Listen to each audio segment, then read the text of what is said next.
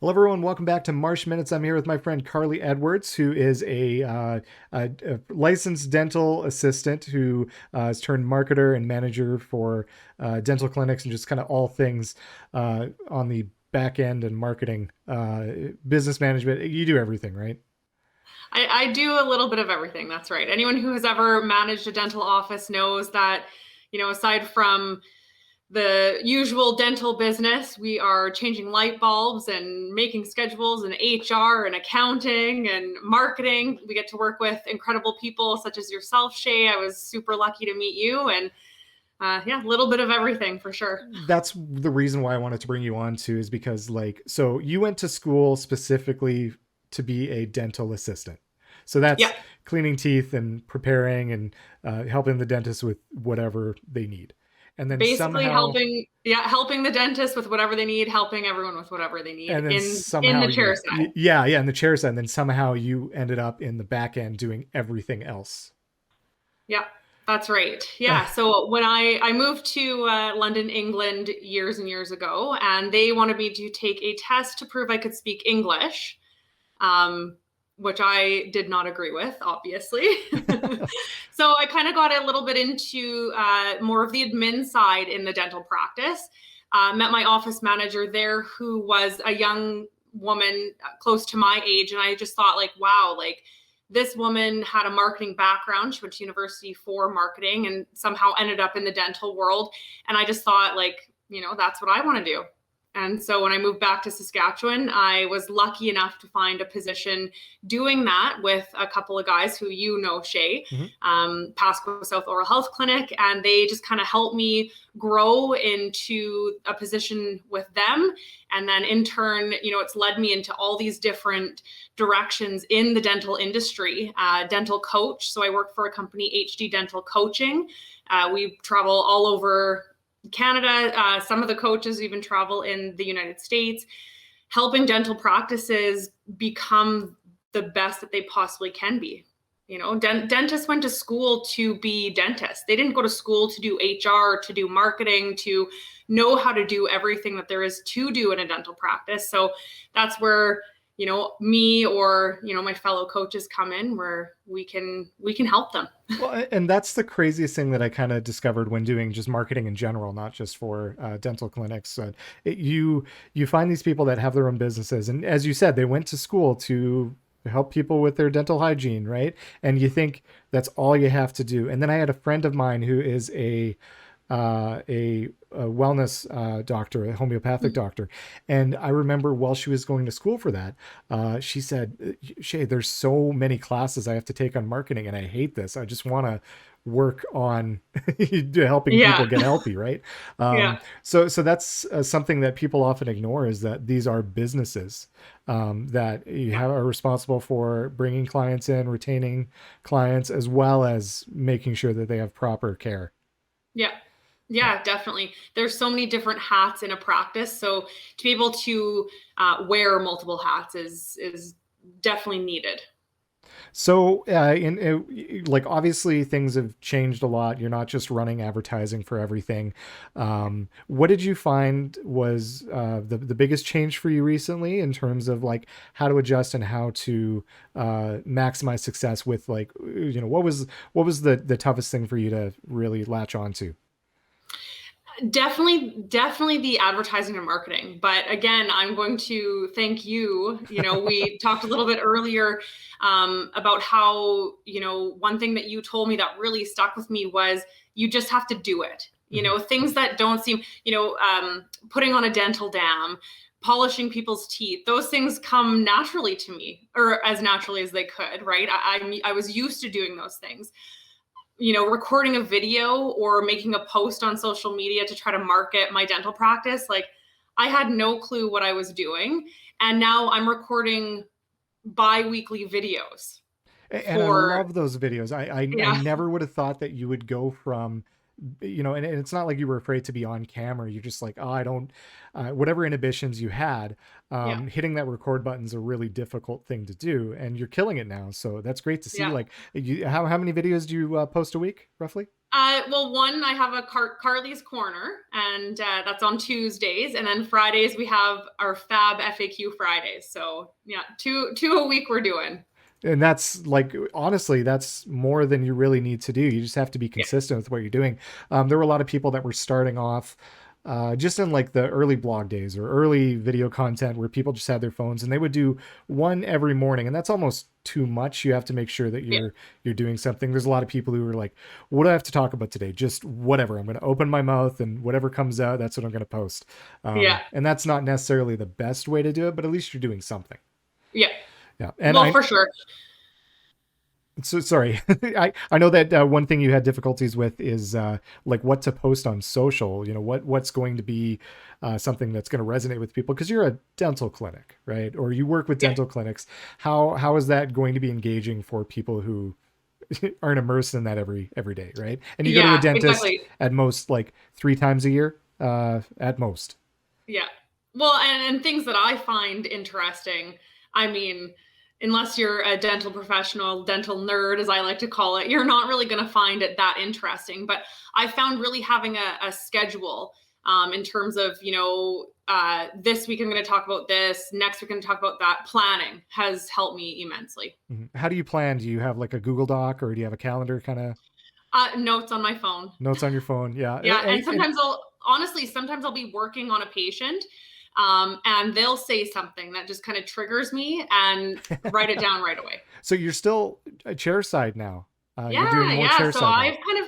I've done a little bit of full circle here, which is if you would have asked me a year ago or 2 years ago if I would have been doing this, I would have said no way. But it's really almost renewed my passion for the oral health part of things.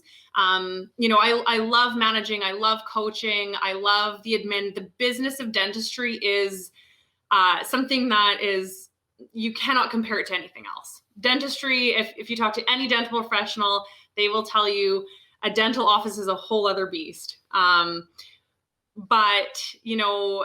I still get to do a little bit of that with my coaching. I also work with another company called Tetherport. So they were created in Regina, Saskatchewan. It's a referral system for dental labs and dental specialists to link between GPs and them. So I still have my hand in the business side, but I get to go to work and I get to work on patients every day, and really I feel like I'm really making a difference for them and not just a clinic as a whole. Uh, I'd like you to talk a little bit more about the HD dental coaching or coaching Mhm. consulting. You do both, but Coaching. I call it coaching, but we can do coaching and consulting. well, so what exactly do you do there? Because I have some lead up questions into this as well. Yeah, for sure. So, like I said, there's a group of us. I believe there are 7 dental coaches now, and each one of us kind of specializes in a different area of the practice. We have some that deal with business, like the business desk, so admin desk. We have some that deal with the dentist specifically. And then we have dental assisting coaches and dental hygiene coaches. So me, myself, I kind of do two. I work with the business team, given my past history with managing and all that, and then also with dental assisting, just given my license. So basically, an office will reach out to us, and they will, if they're feeling a little bit beat down, maybe their team isn't happy, they're struggling somehow in some aspect of their practice, they might not even know exactly what it is. One of our coaches will go in just based on an initial conversation, and really, we can pull reports. We can do it online now as well, or via online methods. Thanks to COVID, I guess that is one blessing, is we've had to travel a little bit less. We'll pull reports and just kind of see if we can figure out what exactly is going on. Maybe their hygiene numbers are down a bit, or maybe the doctor comes in a bad mood every day, but they don't realize it. Wow, even Which that does is happen. something you guys can identify and like work with. Yeah, exactly. Yeah, pretty much anything that's going on, we try to figure out, is it a person problem, is it a procedure problem, or is it a policy problem? I And then we have different ways. And I mean, we have, I can't even remember, we figured it out one day, I think over 100 years combined Oh my God, experience or something crazy. that's dating Um, yourself. yeah, not me. I'm the Oh, youngest. oh, okay, okay. Sorry, ladies, whoever's watching this. Well, so it's interesting you say like the bad day thing because I guess it is a centralized, like you have a doctor's office where everyone's important and everyone has a like really hard job to do. No one can really do anything without everyone else kind of working as a team. But I guess if you have one person centralized at the head, which would be the dentists or the people with the names on the outside of the clinic there, Yeah. that really can put a damper on everything. Well, I talk a lot about culture. So building a culture in a dental practice, it starts at the top. If the person at the top, so i.e. the person who has their name on the door, if they don't have the mind, the thought process of really the culture starts with them. If they're in a bad mood every day, or, they're trash talking patients, or, Mhm. who knows, it really is going to trickle down to everyone else, and you're really not going to be successful.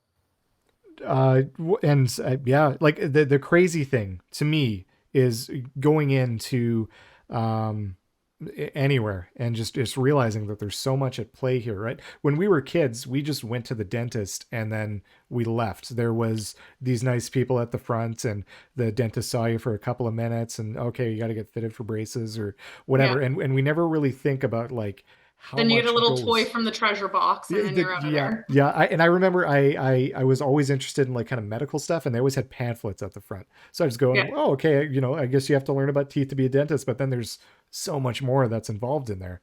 Yeah. So because you guys are dental professionals, that probably helps at least put your foot in the door to talk to these people and making sure that they are okay. These people know what they're talking about on both sides of things. Yeah. Well, definitely. I mean, unless you've been in the industry, I really don't think that you would be able to help a dental practice. Like, if you don't know what goes on behind the scenes, I mean, you'll be lost. The owner of HD Dental Coaching, or one of them, Henry Doyle, he just spoke in a lecture the other day, and he really advocates, for dentists to bring people into their umbrella who have dental experience. Like, even things such as like accountants and bookkeepers. Like, you can hire an accountant or bookkeeper, but unless they know the ins and outs of the dental practice, you're really losing out. Or lawyers, even coaches. Like, there are consultants, business consultants that you can hire that don't have dental knowledge, and sure, they might be able to come in and, excuse my language, but half-ass it, unless you know how a dental practice works and the flow of things. Yeah, you're not going to be able to help. That's always something that's been difficult for general marketers to do, right? Like myself, Yeah. which is amazing when I get to work with clients like you who are like, okay, we can fill in each other's gaps. And Yeah. obviously, like I don't know anything about dentists. I could probably name maybe 3 types of teeth that are in there, and then everything else is just those are the chompy ones Yeah. that used to gnash stuff. But if there's a way to engage people, right, rather than just saying, yeah, we'll take over everything. Like I don't know what to write in terms of like anything that has to do with any dental procedure, right? I'm not going to Yeah. write something, put it on a website without you guys going through it 100% because that's very, very dangerous information to get wrong. Yeah. Oh yeah, definitely. Yeah, and it's funny how you said lawyers too, because that's the exact same thing. So it does pay to be experienced in that. There's a lot of learning to do, and really you want to lean on the experts that are there. Yeah. Sometimes they need a little bit more help though, and I guess that's where you kind of step in and you're okay. Like I understand, we're eye to eye on the professional aspects of what it's like to work in a dental clinic, but here's Yeah. the things you might not be thinking about from the other acumen that I've accumulated over time. Exactly. Yeah. And a lot of those things, I mean, come with experience and immersing yourself in different aspects of the dental practice, for sure. What's your least favorite thing to do in terms of marketing now? Oh gosh. Not to say you hate it, but what's the thing you like the No. least? I honestly don't know that there's anything that I like. You know what I would say? I don't like writing articles. Ah, okay. I have a hard time with blog posts, and um, they're always looking for blog posts. So what's the kind of stopgap for you there? Is it not getting the information or not being able to put it down on a page Not being able properly? to put it down on paper. I always feel like I need to sound very professional when I'm writing these blog posts. And I mean, you and I have known each other for enough years, and Hmm. I don't know if always professionalism is, high up there. I'm more of, keep it real kind of person. So I find, in videos and when I'm speaking to someone or recording my videos, I find, it's a little bit easier to come across naturally. Whereas if I'm writing a blog post, I sound phony baloney. I feel like, I don't I'll give know. you a cheat code then, Carly, because you are so Okay. good at doing the videos now. A lot of times, like what people will do, they'll take notes for everything and they'll kind of dissect it down into like different sections. And okay, I'm going to talk about this in this paragraph, or I'm going to make a bullet list here. But if you're already doing that in video form, what you can easily do is just take that video form Mhm. and kind of elaborate on whatever that's going to be there, right? So a 1 to 5 minute video could turn into 5 or 6 paragraphs that you can easily put up, right? All it is just There you go. reiterating, and then if I want to read it, I can read it. If I want to watch it, I can watch it. So like really, you're just double dipping at that point and making sure that Well, there you go. yeah. I've got weeks worth of videos that I've already done, so I can just go back now. I have so many blog posts I can do now, Shay. So you're talking like weeks worth like that haven't been posted yet. Well, yeah, I usually do a few weeks at a time. Yeah. And so you're stockpiling them, and I just in case you're stockpile. away. Yeah. Okay, all Yeah. right. So do you ever find that you're running into like issues of running out of things to do? Have you reiterated on anything, or Not yet. No. I mean, the dentistry, there are so many things I can touch on.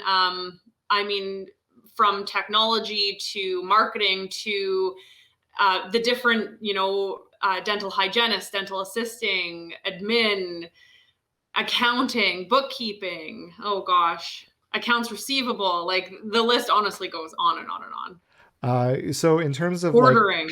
or ordering, yeah, well, yeah, like ordering. What do you even order, right? Like you get the Yeah. little sticks. That's what I'm thinking of. But Yeah. there could be everything else. Well, and then equipment acquisition, and then I know Mhm. that working with a couple of dentists that I've been working with still, they have all these COVID procedures that they have, and they have to have specific guidelines for if there is a COVID patient, if they are one of the practices that do that, and Yeah. yeah, there's so much that I learn each time that I'm kind of going in and dipping into the Yeah. services that are offered.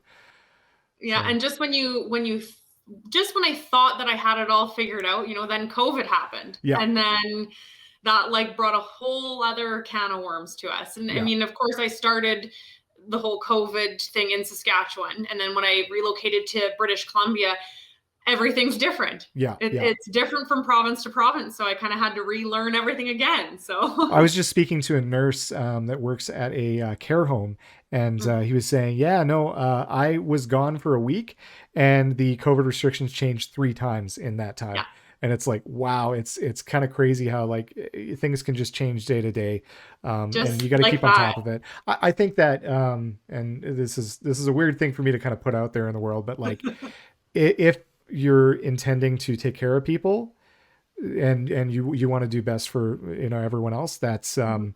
that's the most you can do, and then you kind of work backwards to Yeah, make sure that you're compliant with everything else, because it is all yeah. about care with the patients. You're probably finding a lot of people are a little nervous about getting back in the chair, or has that subsided? Not That's definitely subsided now. I've noticed a real shift in the last, I want to say 3 months, um, with patients as well as practices like dental clinics. Mhm. It's like everyone's ready to get back. Yeah, yeah.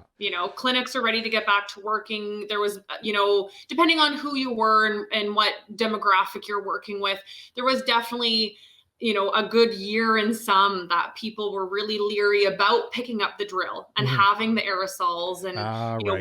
what does that mean for us? Because there's not a lot of science behind it, about around the research and all that.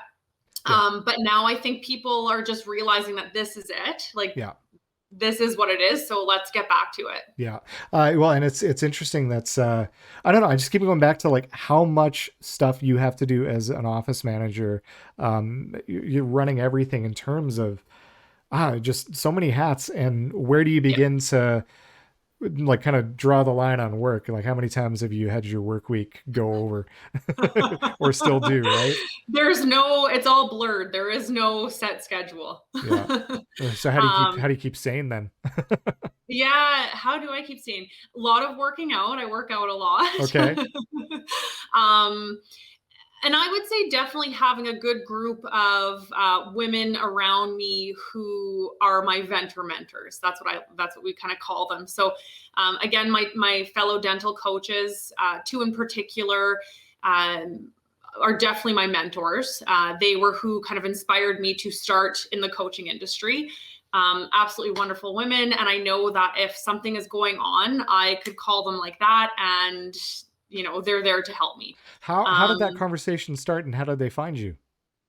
well, actually, it was funny. I ended up when I was working at Pasqua South Oral Health Clinic. Stefan and Grant had sent me to a course in Toronto, which was led by one of the women, Hmm. Linda Anderson. Her name is. She's awesome. And then I, decided I wanted to hire her for the practice. I just thought it would be, we hadn't done anything kind of as a team. Let's get our team together, do some team building while we are learning about the business of dentistry, Hmm. so it was kind of a twofold thing. And she came, and that first day, I picked her up from the airport and I just said, I want to do what you do. Like, how do I do it? And a lot of people, or I shouldn't say a lot of people, but some people would have maybe been taken aback and kind of thought, well, who is this woman trying to take over for me or step on my toes? But she really took me under her wing. She guided me, pointed me towards a certification in adult education, which I completed, I think, later that year. Even I signed up for it right Just away. right into it. Right into it. Yeah. It was a great program through Saint FX. And yeah, then they basically, those two women, they were with another company, and then Heaps and Doyle HD Dental Coaching approached them, and then they brought me with them.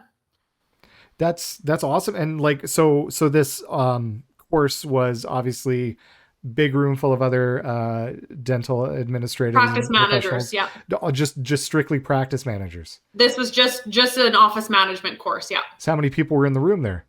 I think there was about 15 of us. Oh, okay. I was thinking like a big giant symposium, like you always see Oh, no. those things. Oh, well, 15 is completely manageable then. Yeah. But they probably rotate through several groups of people and only bring in small bits at a time, right? Exactly. Oh, okay. Yeah. Because whenever you were talking about that, I just kind of had a different picture in my head. Like Oh, the big like giant a big things, and lecture. they're shooting t-shirt Yeah. cannons out at everyone too. And well, yeah, because that's what. No, so that makes more sense. Then that's a much more like intimate learning environment for Yeah. you, and they could really work one on one with things. Because yeah, I don't really agree with those giant ones, right? Where they just send you home They're with a package.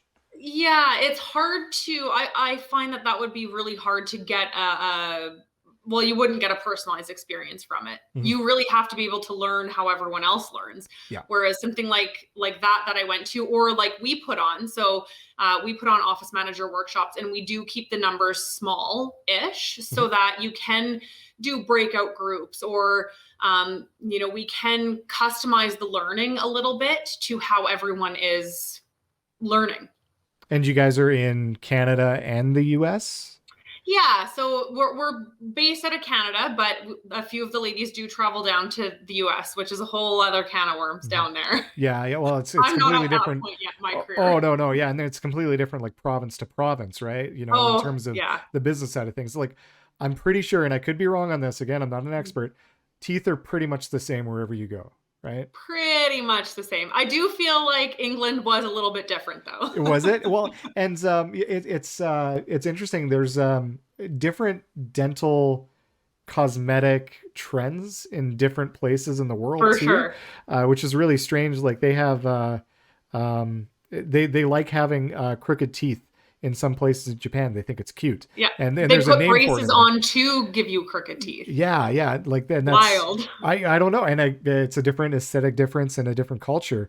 Yeah. You always kind of think you want straight teeth and it's healthy and you get to chomp on things because there is that, but no, that's Yeah. yeah, so like all over the world and Canada and the U.S. Because we're in the Americas, right? We share a lot of Yeah. similarities with how we're doing things. So you guys are doing a lot of online courses now. We are, yeah, we're doing a lot of online stuff now, which is a blessing and a curse, I guess. Hmm. We have done a little bit less in office things. There is something, about in person. Yeah, You definitely get to vibe with those people a little bit more. But online has made it a lot more accessible for people. Like it's not everyone can take a day off work yeah. to travel somewhere to take a course or dental offices. A lot of times, dentists don't want to close down their practice for a Hmm. few hours to bring you in to do, a workshop with them. So this way, if we're doing it online, you can either do it after hours or it can be a recorded thing that they just watch after, which is quite nice. Yeah. And you're usually tailoring your different consultations to specific Yeah. people as well as having Yeah. generalized courses. For sure. Yeah. We, a little bit of both, definitely. We're actually, Leanne Shipowick and I are putting one on mid-January, and it's called Patience, Patience, Patience. So patience, patience, and having patience, like I don't always have. Yeah, yeah.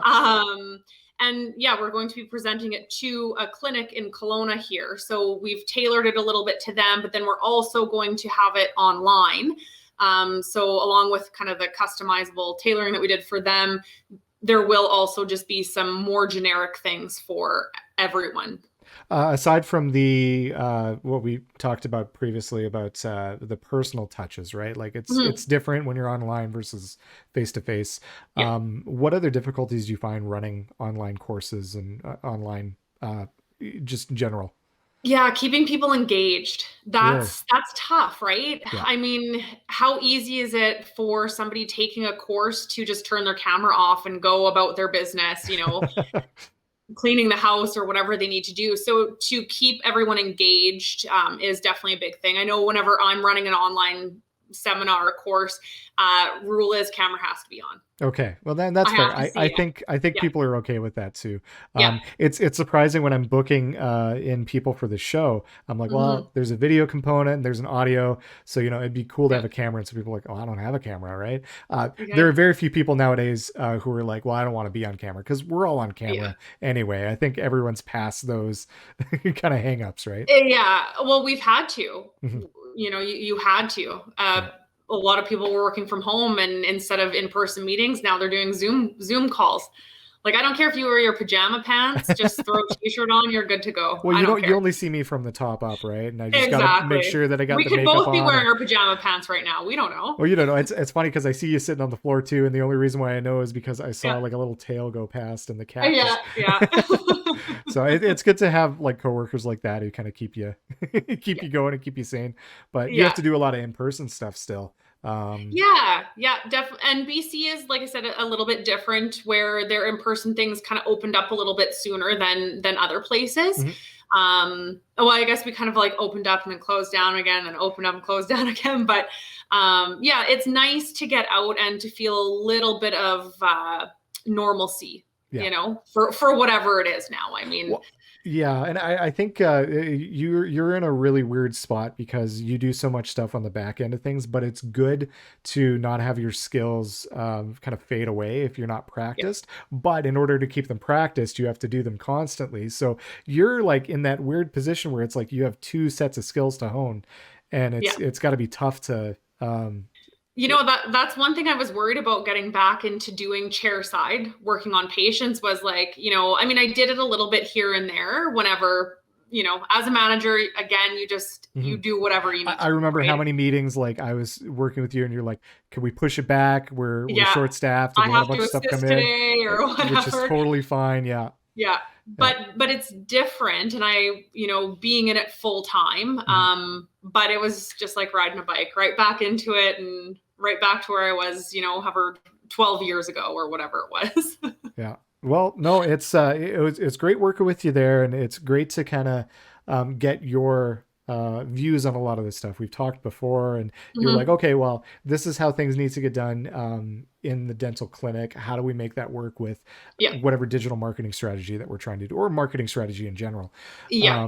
So, and this is why I like working with people like you, is because we can go and make sure we're riffing off each other, and Yeah. like I don't know, and then there's some things that you don't know, and then we find the perfect solution right in the middle of it. So, Yeah, exactly. yeah. Some common ground and just roll with it. And it kind of sounds like that's what you have with the HD coaching, and Yeah.